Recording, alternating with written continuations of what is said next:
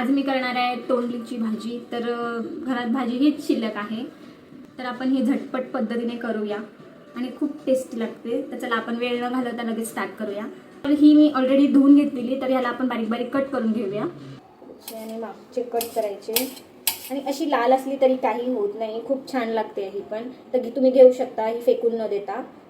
तर हे बघा अशा पद्धतीने मी कापून घेतले तोंडली सगळी बारीक बारीक। आणि याच्यासाठी साहित्य लागणारे कांदा, टोमॅटो, लसूण आणि थोडासा कढीपत्ता, बस एवढंच साहित्य लागणार आहे। तर पॅन मध्ये एक पळी तेल घालून घेऊया। तेलामध्ये थोडीशी राई, थोडेसे जिरे आणि कढीपत्ता आणि 4-5 पाकळ्या मी लसूण घेतलेला आहे, तो ठेसून घेतलाय, ते टाकून घेऊया। चांगलं परतवून घेऊया।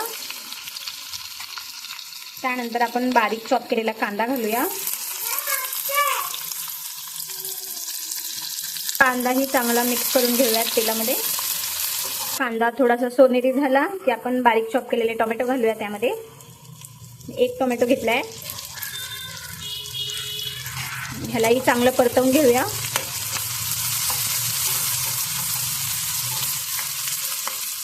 आता आपण ह्यामध्ये मसाले घालून घेऊया। तर मसाल्यांमध्ये यामध्ये थोडीशी हळद,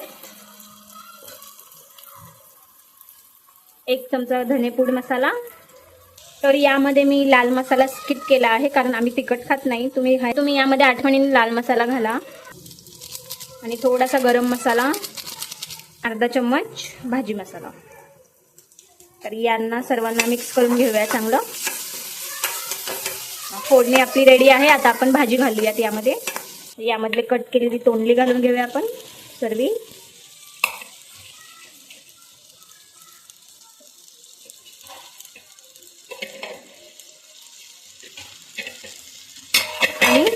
आणि चांगली मिक्स करून घेऊया, वर खाली करून घेऊया। सगळा मसाला तोंडलीला लागला पाहिजे।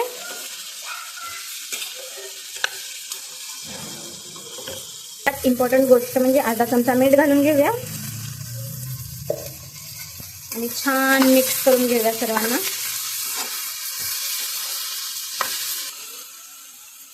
आपण यामध्ये कोथिंबीर वरण घालणार आहोत। 1 मिनिट याला झाकून ठेवणार आहोत मंद आचेवर।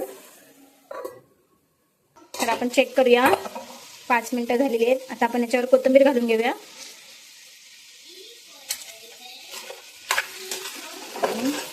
छान मिक्स करून घेऊया।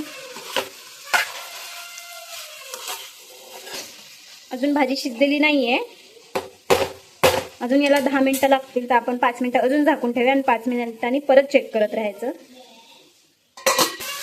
तर भाजी आपली शिजली आहे बघा।